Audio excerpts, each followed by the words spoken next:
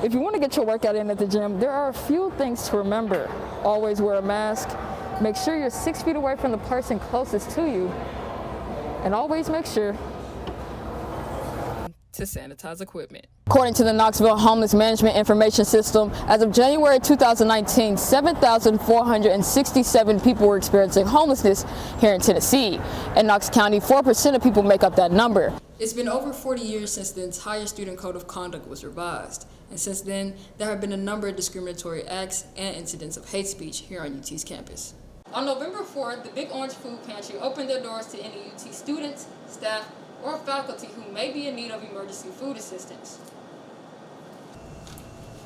Despite the restraint of COVID, Abigail Brumfield and many others decided there was a need for an on-campus pantry.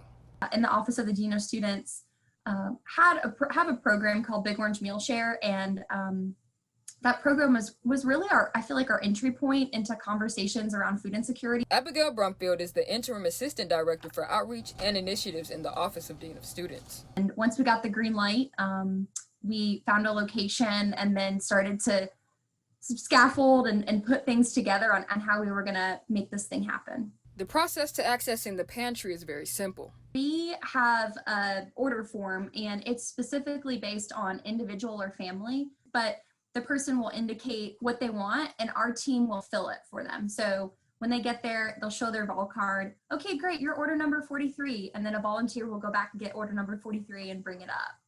Ashlyn Anderson is a weekly volunteer for the pantry. She explains what this work means to her. It's been great to have the opening of this pantry this fall so that anyone can come here, whether you need food or if you want to volunteer and kind of be involved in that movement.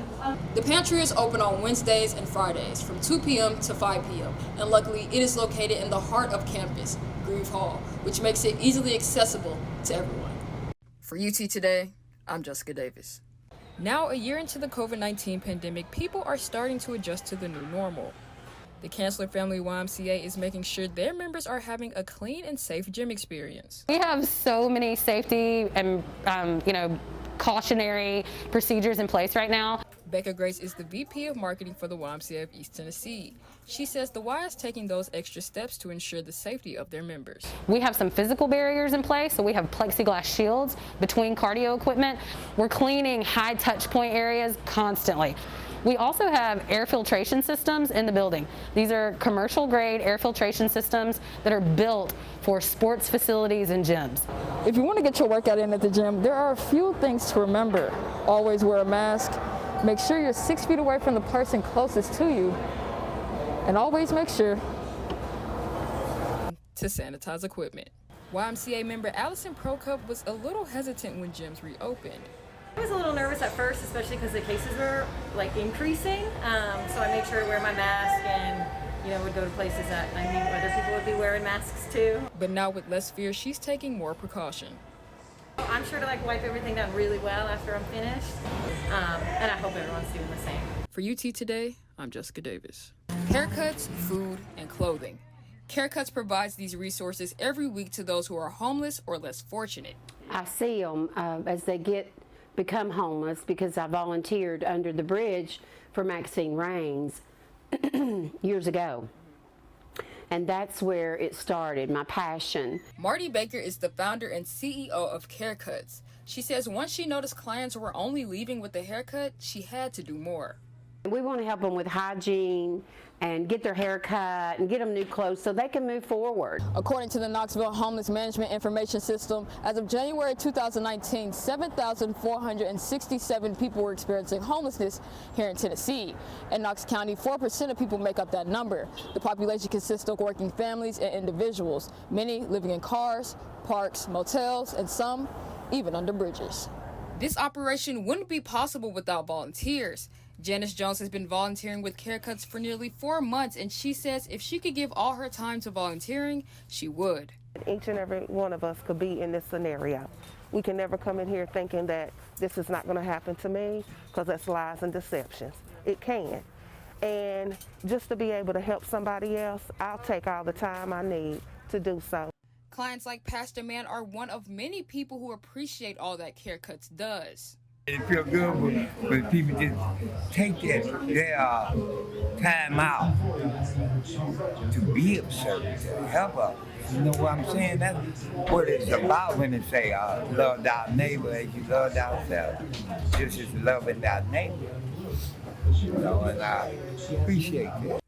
Donations are accepted every Monday through Saturday. If you're wanting to become a volunteer, you can visit carecutsnox.org/volunteer for more information. For UT Today, I'm Jessica Davis.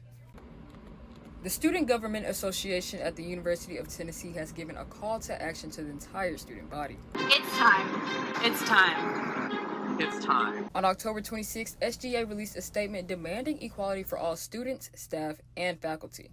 SGA President Carmen Jones explains why this change is needed more now than ever. We basically revised our student code, we revised the preamble, and we revised the harassment clause on discrimination and counting it as a form of discrimination and unwelcoming conduct. It's been over 40 years since the entire Student Code of Conduct was revised, and since then, there have been a number of discriminatory acts and incidents of hate speech here on UT's campus. Once the blackface incident happened, along with the series of incidents that have happened before that and after that, and even this semester and over the summer, there was a need for that. Vice Chancellor of Student Life, Frank Cuevas, explains the hurdles the administration has gone through to make these changes. The state of Tennessee has a very clear definition of harassment of what can and cannot be changed. So in response to that, looking at and have incorporated a discrimination clause into harassment. I'm committed to getting the code changed. I'm committed to incorporating the elements that we've shared with our students about making the code more inclusive, making the code more student-centric, so that we can then be able to lay that on top of all the other things that we're doing on our campus to really make our campus much more welcome. The Student Government Association are demanding these changes for January 2021. And for Carmen Jones, I'm not leaving my term without something being done. For UT Today, I'm Jessica Davis.